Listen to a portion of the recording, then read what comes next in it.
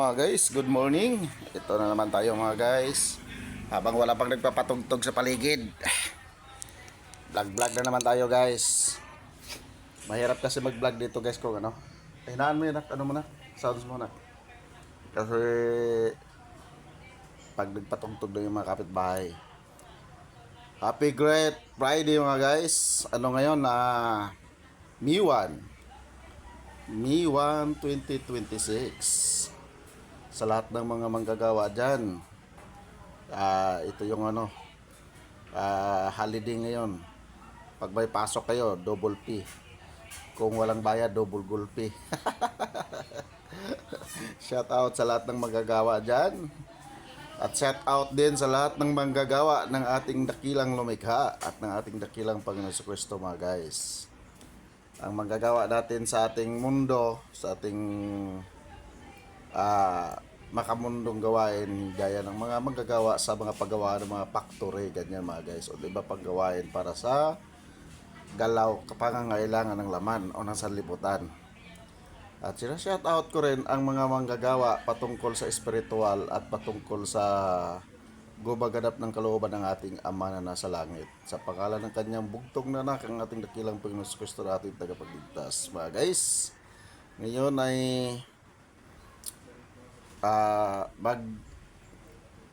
bibigay na naman ako ng kunting sa inyo mga guys tungkol sa kaligtasan. Kasi marami talagang nagsasabi na pag kinikilala natin ang ating dakilang Panginoon sa Kristo na Diyos, o magpabautismo tayo, magbalik loob tayo sa kanilang mga samahan o sa pananampalataya, ay magiging ligtas na tayo. Nais ko lang pong ipaunawa doon sa mga nakakausap ko na kung mapanood nyo tong video na to, huwag kayong magalit ha. Kasi lilinawin lang natin. Dahil kawawa yung mga nasasakupan nyo kung ganun ang ideolohiya ninyo, sapagkat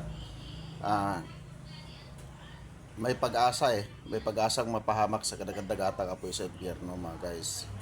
At kayo mismo rin, kasi kung yan ang lagi nating ida-drive sa tao, kasi yung mga ganong drive kasi mga guys, pang panghihikayat para maraming magiging kasapi sa inyong relihiyon. Kumbaga, pag nagpabautismo nga naman, member na, kapatiran na. Ngayon, pagkapatiran na, obligado nang magbigay ng 10 ikapo o kusang loob kung tawagin.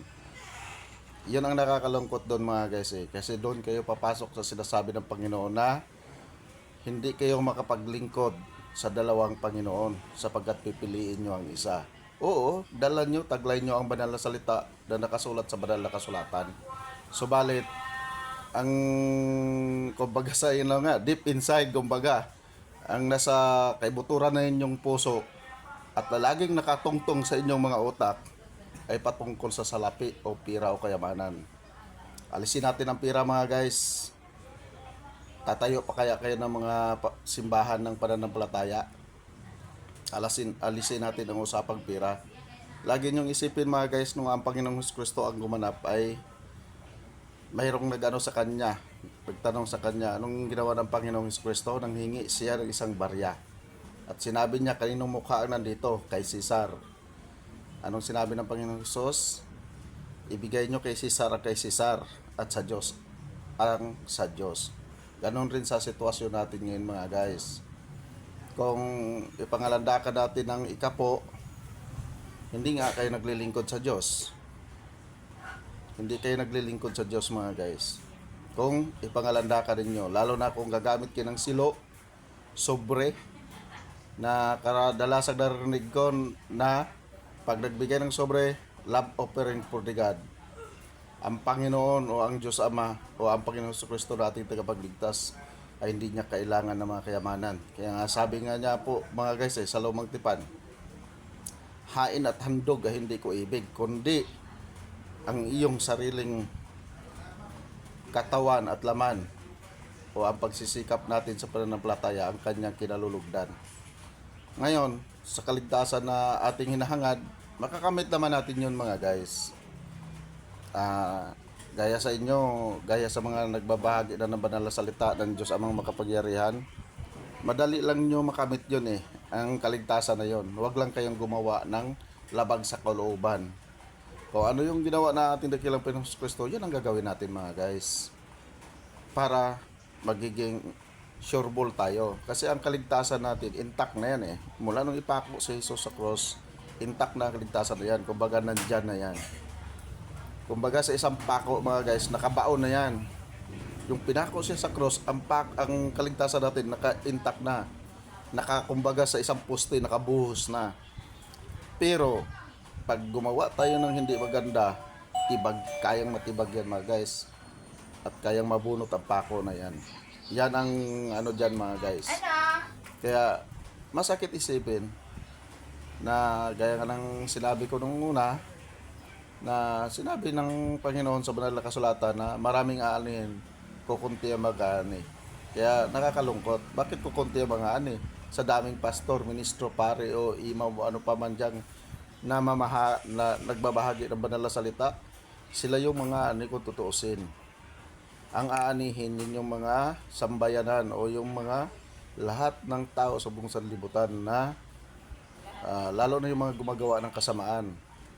Gaya sa mga opisyal ng gobyerno ngayon, yung mga matataas na opisyal ng gobyerno, Sandatahang Lakas man, PNP man ng iba't ibang bansa, o mga presidente man, prime minister, o ano pa mang mga katungkulan nila,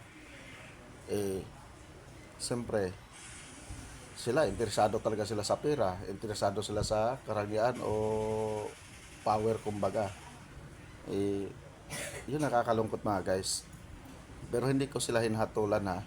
Iniisip ko lang kung paano sila magkaroon ng pag-asa, sapagkat ang sinabi nga ng Panginoon, huwag kayo mag-ipon ng kayamanan dito sa lupa na sinisira ng tanga at kalawang, kundi mag-ipon kayo ng kayamanan sa langit na hindi sinisira ng tanga at kalawang at hindi ninanakaw ng mga magnanakaw.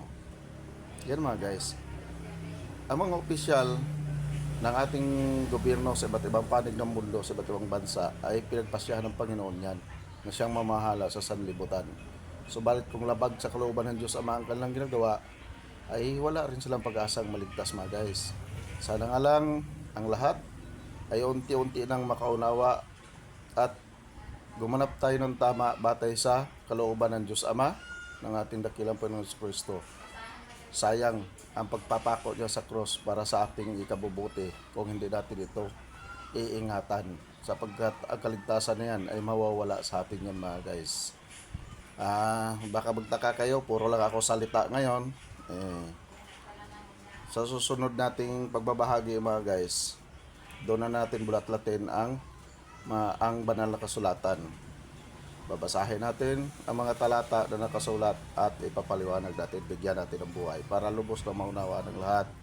At naway ang video na to, ang mga nagdaan pang video patungkol sa pagpapaliwanag sa kaligtasan, ay ibahagi nyo rin sa inyong mga mahal sa buhay mga guys. I-share nyo at pakipalo na rin sa aking Facebook profile para masubaybayan yung ating mga ibabahagi. Kasi ito na yung panahon mga guys, gaya ng sinasabi ko ng mga nakaraang taon, na aabot tayo sa gitong punto. Hindi ako nakapagbahagi kagad kasi alam nyo naman na ang kalaban ng kabutihan ay laging nakahadlang at nakapaligid sa akin yan mga guys. At hindi yan sila basta-basta papayag na ganito ang gagawin natin, dahil ang mga tao pag nakarinig at makaunawa at buksan ng Diyos Ama at ng Panginoon Kristo ang kanilang puso't isipan, ay maghahari ang buong liwanag sa sanlibutan.